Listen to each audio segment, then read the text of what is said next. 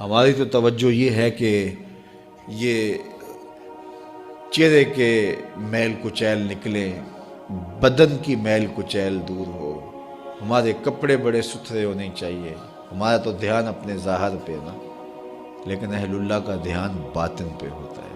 صوفیہ فرماتے ہیں کہ اندر صاف کرو۔ حضرت سلطان باہو بولے، دل کالے نالو منہ کالا چنگا، جے کوئی یہ رمز پچھانے ہو۔ اگر یہ رمز سمجھ میں آ گئی کہ منہ کالا ہو تو کوئی نہیں، دل کالا نہیں ہونا چاہیے۔ ابو لہب کا کیا معنی ہے؟ شعلے کی طرح چمکتا ہوا چہرہ رکھنے والا، اس کو اسی لیے ابو لہب کہتے ہیں، اس کا چہرہ ایسا چمکدار تھا تو اس وجہ سے اس کو ابو لہب کہتے تھے۔ تو چہرہ اس کا بڑا چمکدار تھا، دل کالا تھا، جہنم کا ایندھن بن گیا، قرآن نے پھٹکار ڈالی۔ اور ایک وہ بھی تھا جس کا دل صاف تھا لیکن بلال کا رنگ کالا تھا، اس کا اندر چٹا تھا باہر کالا تھا، اللہ اکبر، لیکن وہ تھا کرموں والا، وہ تھا رحمتوں والا اور حضور علیہ السلام کا متوالا۔ تو بات باطن کی ہے، بات ظاہر کی نہیں ہے۔ ہم اندر صفائی کی توجہ نہیں دیتے، باہر کی صفائی کی توجہ دیتے ہیں۔ پہلے اندر صاف کر لیں، اندر صاف ہو گیا تو پھر باہر بھی صاف کر لیں۔ اور اگر باہر صاف ہے اور اندر میل کچیل ہے تو باہو بولے کہ دل کالے نالوں منہ کالا چنگا، جے کو یہ رمز پچھانے ہو۔ اللہ کے محبوب علیہ السلام فرمائے اگر یہ صحیح ہو گیا تو پورا جسم صحیح ہو گیا۔ اور حضرت رومی نے جو اقبال کے مرشد تھے کہا کہ دل کو قابو میں کر لو، یہی حج اکبر ہے۔ حج اکبر کر لیا لیکن دل ہی ٹھیک نہ ہوا، کہتے ہیں کعبہ گیا گل نہیں مک دیجئے، دلوں نہ مکائیے۔ تو کہا اس کی اصلاح کرو، یہ حج اکبر ہے۔ از ہزاراں کعبہ یک دل بہتر است، ہزار کعبے سے ایک دل بہتر ہے۔ وہ کیسے؟ اس لیے کہ کعبہ بن گاہ خلیل اطہر است، کعبہ حضرت ابراہیم خلیل کی بنیاد ہے اور دل رب جلیل کی گزرگاہ ہے۔ اس لیے اس کی پاکیزگی کا سامان کریں، اس کی طہارت کا سامان کریں۔ آپ کسی کو بلائیں اور میلی کچیلی جگہ ہو، جہاں گندگی پڑی ہو، غلاظت پڑی ہو، تو آپ کا کوئی عزیز مہمان آئے اس کو بلا کر کے لائیں تو وہاں بیٹھے گا؟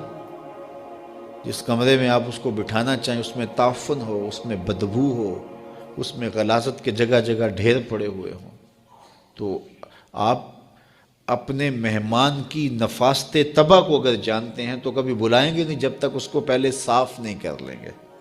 کئی لوگ کہتے ہیں جی ہمارا جی چاہتا ہے کہ آپ کو بلائیں لیکن ابھی ہماری گلی بہت گندی ہے، ہمارے گھر میں ابھی کام ہو رہا ہے، جب کام ہو جائے گا تو پھر ہم آپ کو بلائیں گے۔ ہم شادی اس لیے لیٹ کر رہے ہیں کہ مہمانوں نے آنا ہے تو ابھی ہمارے مسئلے چل رہے ہیں۔ یہ کئی لوگ بائی پاس کی وجہ سے شادیاں روکے ہوئے تھے کہ وہ کہتے تھے وہ راستہ نہیں ہے۔ تو آپ کسی مہمان کو بلاتے ہیں تو اس کے لیے اچھی جگہ کا ارینج کرتے ہیں، اور اگر وہاں ڈھیر گندگی اور غلاظت کے پڑے ہوں تو مہمان کو آپ بھی نہیں بلاتے، اور اگر آپ یہ غلطی کر بھی لیں گے تو مہمان آپ کے بارے میں کیا رائے قائم کرے گا، اور وہ ناراض ہو کے چلا جائے گا کہ آپ کتنے بدتمیز ہیں کہ آپ نے مجھے بلایا اور گھر میں غلاظت کے ڈھیر پڑے ہوئے ہیں۔ اللہ اکبر!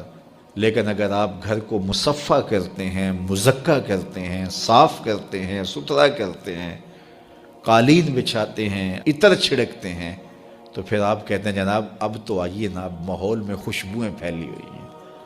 تو اگر دل میں حسد ہے، حقد ہے، بغض ہے، کینے ہیں، نفرتیں ہیں، یہ گندگی اور غلاظتوں کے ڈھیر لگے ہیں، اور پھر یہ چاہیں کہ مالک کے پھیرے دل میں ہوں تو کیسے ہوں گے؟ وہ تمہارے دل میں، میرے دل میں آئے گا جب دل میں اتنی غلاظتیں پڑی ہوں گی؟ نہیں، یہ سارے ڈھیر اٹھائیں، دل کو مزکہ کریں، مصفح کریں، پھر اشکوں کا چھڑکاؤ کریں۔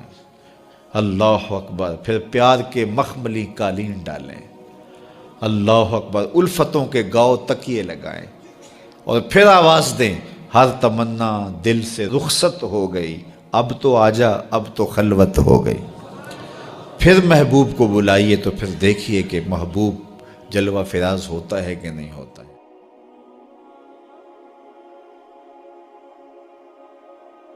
مصر کے اندر حضرت موسیٰ علیہ السلام نے ایک کبتی کو تھپڑ مار دیا تھا، قرآن مجید کے دامن میں یہ واقعہ موجود ہے۔ تو آپ کی جلالت اور آپ کے زور کی تاب نہ لاتے ہوئے وہ وہیں ڈھیر ہو گیا اور اس کی موت واقع ہو گئی۔ تو مصر کے حالات کشیدہ ہو گئے اور حضرت موسیٰ علیہ السلام کو مصر چھوڑنا پڑا۔ تو وہ شہر مدین کی جانب جا رہے تھے کہ راستے کے اندر ایک کنواں تھا، وہاں کچھ لوگ اپنے جانوروں کو پانی پلا رہے تھے۔ تو حضرت موسیٰ نے دیکھا کہ دو پردہ دار خواتین ہیں، وہ اپنے جانوروں کو ایک سمت لیے کھڑی ہیں۔ سمجھ گئے کہ مردوں کے ہجوم میں آنا نہیں چاہ رہی، ان کا حیا مانے ہے، تو آگے بڑھے اور ان کے جانور ہانکے اور ان کو سیراب کیا اور پھر ان کی جانب ہانک دیے۔ وہ واپس گئیں اور اپنے والد بزرگوار سے کہا کہ ایک سال نوجوان جس کی آنکھوں میں شرم و حیا تھا، اس نے ہمارے ساتھ یہ مہربانی کی۔ تو ان کے والد گرامی نے کہا کہ جاؤ اس کو بلا کے لاؤ۔